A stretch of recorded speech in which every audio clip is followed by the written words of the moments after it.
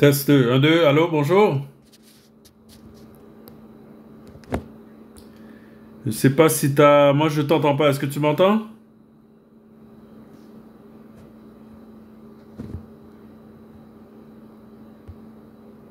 Est-ce que ton micro est ouvert?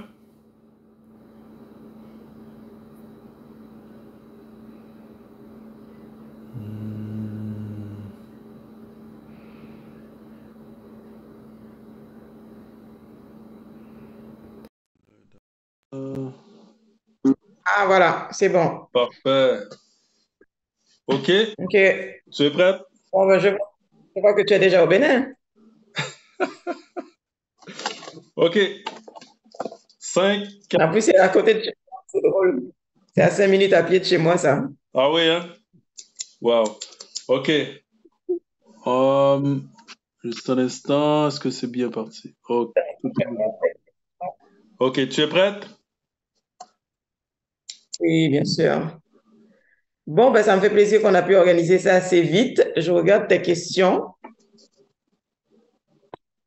Je vais juste... Euh, Bonjour, bonjour tout le monde. Ici c'est Carl Peratrico, Silence. Je suis aujourd'hui avec Nathalie. Moi, j'ai été au Bénin en janvier 2023, où ce que j'ai été enchanté de rencontrer de belles personnes ah là-bas. oui, d'accord. Ouais, j'étais au Bénin dernièrement là, et puis j'ai rencontré de belles personnes qui font tous un travail merveilleux. Et ma mission, moi, c'est de mettre en contact des gens d'ici, Haïti, avec les gens au Bénin, pour les gens qui ont le désir d'aller visiter le Bénin ou de déménager au Bénin. Donc, le but, c'est de faciliter, parce que souvent, les gens avec qui j'ai parlé, ils avaient des craintes de je connais personne, où est-ce que je vais habiter, comment je vais faire. Donc, j'ai rencontré plusieurs personnes et le but, c'est de les mettre en contact. Voilà, donc Nathalie, est-ce que tu peux nous présenter qui est Nathalie? Qui es-tu? Oups. OK. Bon, ben, c'est intéressant que tu fais qu'on fait cet échange-là. Et je ne savais pas, en fait, que tu étais parti au Bénin il n'y a pas longtemps, en fait. Donc, il y a 8 mois. Donc, j'espère que tu as eu un bon séjour. Et je pense que tu as pu voir, en fait, tout ce qu'on est en train de faire, tout ce que le Bénin est en train de faire. Alors, qui je suis? Je suis haïtienne, j'ai grandi en Haïti. Et je suis venue à Montréal pour faire mes études en 96. Donc, j'ai fait mon bac en administration des affaires à l'UQAM. Et c'est pendant mes études que j'ai rencontré mon mari qui est béninois. Donc, j'ai travaillé à Montréal dans le secteur de la banque, stratégie de service, enfin d'abord dans les services financiers et puis stratégie de service, donc tout ce qui tout ce qui touche à la qualité de service, l'accueil des gens, ça m'a toujours intéressé. Et puis, au bout d'un moment, en 2006, on est parti vivre en France. On a vécu 4 ans, donc c'est là qu'on s'est mariés, etc. Et après la France, bon, on a eu notre premier enfant, et après la France, on a vécu 6 ans et demi au Brésil. Wow. Et c'est arrivé au Brésil que je me suis dit, mais de toute façon, déjà jeune, la situation d'Haïti me touchait beaucoup. J'ai toujours eu cette fibre-là où je me dis, mais qu'est-ce qu'on peut faire pour nos pays pour pouvoir les développer? Et dès que je suis arrivée à Montréal, déjà, j'avais l'impression d'être juste un numéro parmi tant d'autres et je sentais qu'il fallait que je redonne quelque chose à mon pays. J'ai toujours eu cette fibre chez moi. Et quand on est arrivé au Brésil, ça a été comme une piqûre enfin, un wake-up call où on a vécu le racisme de plein fouet, ce qu'on n'avait jamais vécu. Et là, on s'est dit, mais non, il faut qu'on retourne dans l'un de nos pays pour pouvoir mettre au service de nos pays notre intelligence, notre expérience, tout ce qu'on a appris, etc. Et ben, on a fait un petit peu, on a à peu près analysé la situation. En Haïti, ça allait très mal politiquement, c'était la situation, enfin, politique, sécuritaire n'allait pas bien. Et au Bénin, il y avait ce nouveau président qui était élu, qui portait plein d'espoir, qui avait un plan d'action gouvernementale très clair, qui, euh, qui montrait exactement les axes de l'économie qu'il voulait développer, etc. Puis on s'est dit, ben écoute, c'est super intéressant, ça ne pourrait pas être plus clair que ça, donc on va participer. Et donc, je suis arrivée au Bénin en 2016. Donc, en août dernier, ça fait exactement 7 ans. Génial. 7 ans. Et tu me dis pourquoi j'étais arrivée au Bénin? Ben, je suis arrivée au Bénin parce que mon mari est béninois et qu'on a décidé ensemble de retourner chez lui. Et quand je suis arrivée au Bénin, donc j'ai commencé à travailler dans le secteur du tourisme parce que déjà, parce qu'au Brésil, on vivait à Rio de Janeiro à la fin. enfin, les 3 dernières années du Brésil, c'était à Rio, et je voyais comment est-ce que le tourisme apportait beaucoup à l'économie de ce pays-là, et comment avec très peu de choses, ils arrivaient à créer une économie qui permettait à toute une série de personnes de vivre, en fait, et d'avoir un revenu, de pouvoir soutenir leur famille. Donc, on s'est dit, mais pourquoi est-ce qu'on ne peut pas répliquer les mêmes choses chez nous? Donc, j'ai commencé à travailler dans le tourisme et d'abord, j'étais chargée de développer le tourisme de mémoire. Donc, le tourisme de mémoire, c'est vraiment attirer tous les Afro-descendants pour venir visiter le Bénin. Comment est-ce qu'on met en place la stratégie? Comment est-ce qu'on les aborde? C'est quoi leurs besoins? C'est quoi leurs attentes, etc. Donc, exactement les raisons pour lesquelles tu veux que je discute avec toi aujourd'hui. Et ensuite, à un moment donné, le gouvernement a affiné sa stratégie parce qu'il s'est dit, OK, d'abord, si on veut attirer les gens, ce qu'on doit faire, c'est qu'on doit commencer par mettre en place les infrastructures qui vont nous permettre de les accueillir. Donc, c'est ce qu'on a fait et qu'on continue à faire d'ailleurs jusqu'à présent. Et toi qui es à l'Aubénet, tu as dû voir que le pays est en construction. Il y a des constructions partout, Oui, que ce soit des hôtels, que ce soit les infrastructures touristiques, que ce soit l'agriculture, enfin. Et le plan d'action du gouvernement est accessible par Internet, hein. Donc, tous les gens qui veulent voir les axes dans lesquels le gouvernement investit et sur lequel il est prêt à attirer les gens, ils peuvent avoir accès à Internet. D'ailleurs, après cet échange, je pourrais partager ça avec toi. super. Comme ça, tu pourras voir depuis 2016, c'est quoi les axes. Parfait. Juste une question, Nathalie. Ça, tu travailles pour le gouvernement. C'est pas toi qui as parti ta compagnie. C'est bien. Mais là, j'ai travaillé pour le gouvernement jusqu'à présent et je travaille encore parce que j'ai un projet que je veux terminer qui me tient à cœur parce que en 2020, lorsque le Covid a commencé, on m'a confié un projet qui est financé par la Banque mondiale et qui a pour objectif de réhabiliter, de restaurer toutes les infrastructures mémorielles. Donc, ça veut dire, parce que peut-être que tu as visité la ville de Ouidah, qui est au sud du Bénin. Oh, Dans cette ville-là, oui, il y a beaucoup encore d'équipements, de vestiges de la traite négrière. oui. Donc, tous ces vestiges-là sont Bien. actuellement en restauration. Les Portugais. Pardon? C'est des Portugais qui étaient là. Voilà. Ben, il n'y avait pas que les Portugais. Il y avait 5 forts dans Ouidah. Il y avait les Portugais, les Français, les Anglais, les Danois, c'est quoi le dernier? Et les Hollandais. Donc, il y avait 5 forts. Et le seul fort qui est encore debout aujourd'hui, c'est le fort portugais. OK. Donc, ce fort-là, qui est un vestige, qui est l'un des vestiges les plus marquants de l'époque de la traite négrière, on est en train de le réhabiliter pour pouvoir permettre de raconter en fait l'histoire de la traite négrière telle qu'elle s'est déroulée au Bénin.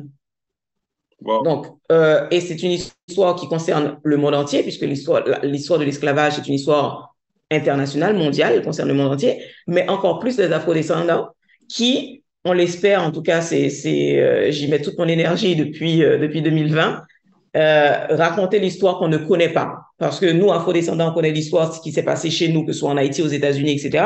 Mais on ne sait pas ce qui s'est passé au Bénin. On ne sait pas qui sont ces personnes dont on descend. Donc, on est en train de restaurer ces sites-là pour pouvoir raconter cette histoire-là, pour que l'afrodescendant vienne à la rencontre de son histoire et savoir qui sont ses ancêtres, c'est quoi ce sang qui coule dans ses veines, ces gens-là dont il descend, ils ont vécu quoi.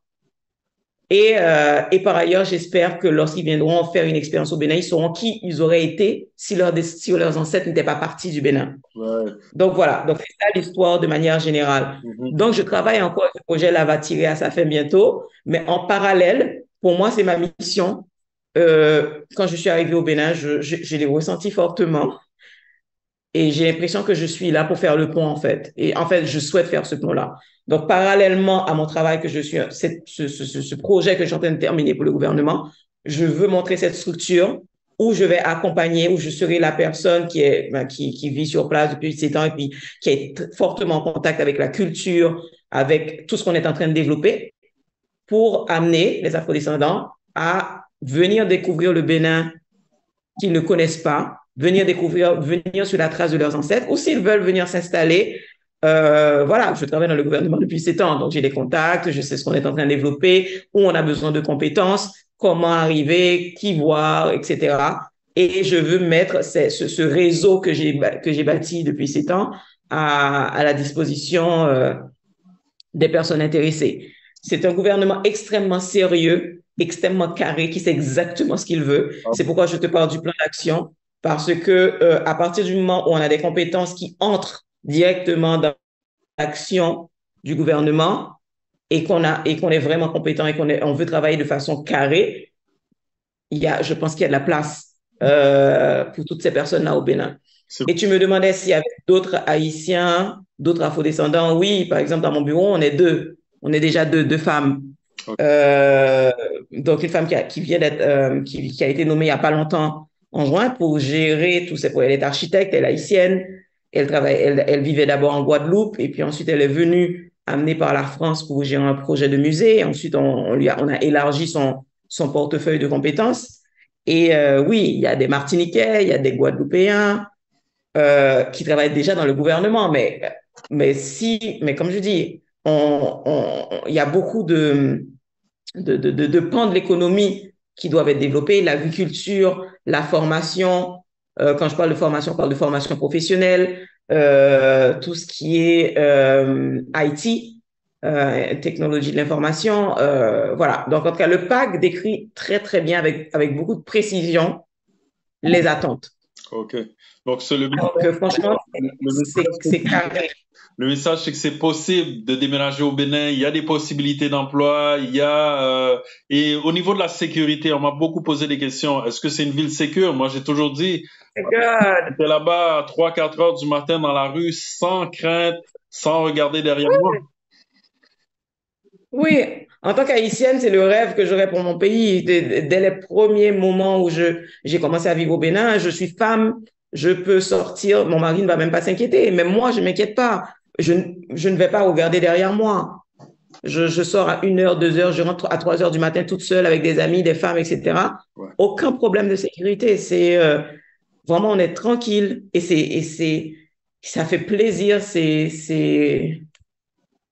Non, mais c'est un pays vraiment en construction. C'est un pays qui démarre. C'est un pays auquel le gouvernement a donné une bonne dynamique depuis 7 ans. Mhm. Et c'est une dynamique qui doit se poursuivre. Et on a besoin d'être une masse critique. C'est tous ceux qui. Et il y a beaucoup de repat maintenant au Bénin. Il y a beaucoup de Béninois eux-mêmes qui retournent dans leur pays. Wow. Parce que dès qu'on a l'espoir et qu'on voit qu'il y a un cadre, c'est pas facile. Je vais pas dire qu'on vient et que tout fonctionne. Si on vient monter un business, c'est comme partout dans le monde, il y a des défis, etc.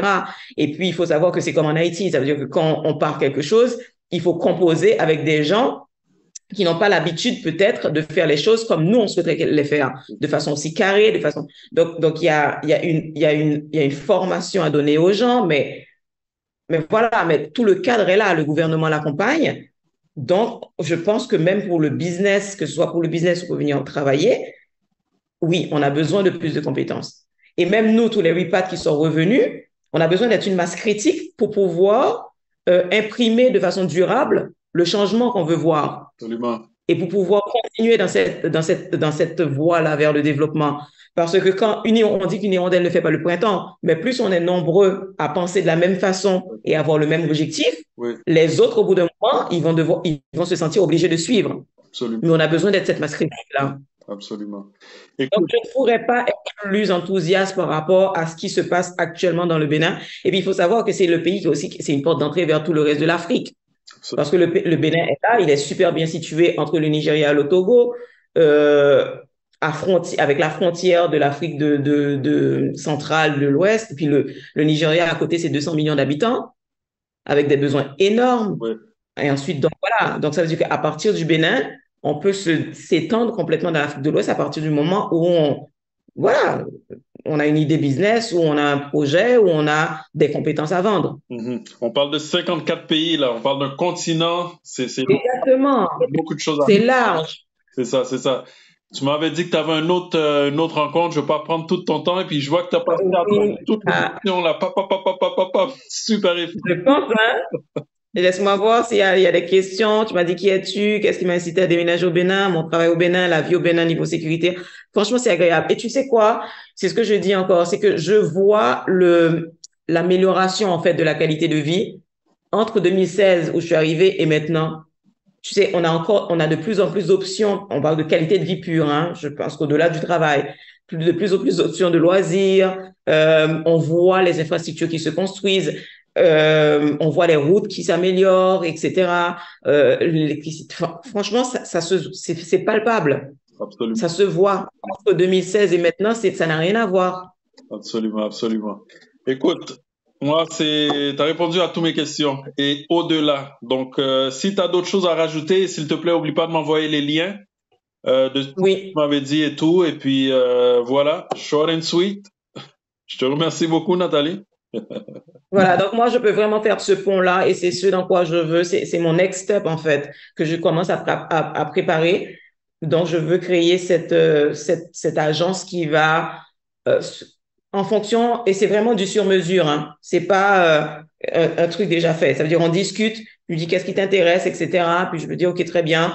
Tout le séjour peut être organisé. Tu peux aller vivre là. Si tu veux aller dans un hôtel, si tu veux aller dans une maison, si tu veux vraiment vivre la vie locale, rencontrer des gens. Voilà, Génial. c'est Génial. connaître la culture et tout ce qui m'a fasciné moi en tant qu'haïtienne, parce que le Bénin est une culture extrêmement fascinante parce que tout a un sens. C'est une société qui a beaucoup de codes en fait. La manière de s'habiller, les tissus qu'on utilise, la manière de porter le chapeau, tout a un sens, rien n'est anodin. Donc tout ce que j'ai appris, Wow. j'ai envie de le partager. Donc voilà. Absolument. Puis comme tu vois ce que tu dis, moi je me rappelle quand je suis rentré dans les bus, quand on se promenait, il y a beaucoup de mots créoles. C'est des mots qui viennent du fond. Et c'est là que j'ai dit, Oui, wow, c'est vraiment là la source des Haïtiens. bien sûr. Donc, et puis comme le Oui. matin quand on sort, les gens sont habillés, les couleurs et tout, c'est vivant, c'est vraiment agréable. Dis-moi, est-ce que tu connais Ouais. Koudi Fakbemi? Qui? Koudi Fakbemi. J'ai entendu parler d'elle. Elle est avocate, c'est ça? Non, elle n'est pas avocate, elle est artiste et puis elle s'implique aussi dans le tourisme. Artiste. Elle fait beaucoup d'artistes de Montréal venir au Bénin. Elle est très impliquée, donc c'est avec elle aussi, c'est ma sœur. C'est avec elle aussi. OK. Quand j'étais venu au Bénin, c'est grâce à elle et elle fait un travail OK. remarquable. En tout cas, donc voilà Nathalie, moi c'est voilà pour moi. Donc, on garde contact. OK. C'est sûr que moi, je gardais contact avec toi parce que moi, c'est sûr que je reviens au Bénin. Et comme je te dis, moi, c'est ma mission d'encourager les gens. Et surtout maintenant, en 2023, on voit tout ce qui se fait au Bénin, tout au Mali, au Gabon. Il y a beaucoup de choses qui bougent là politiquement et tout. Donc, je pense que c'est maintenant là. C'est maintenant qu'il faut que ça. Ça vaut le coup d'œil. Ça vaut le coup d'œil. Parfait. OK, mais merci beaucoup. Définitivement. Bonne Je soirée t'en prie. et on garde Bonne soirée à toi ensemble. aussi. Je t'envoie les liens Super. tout Merci de suite. beaucoup. Bye bye. À bientôt. Bye.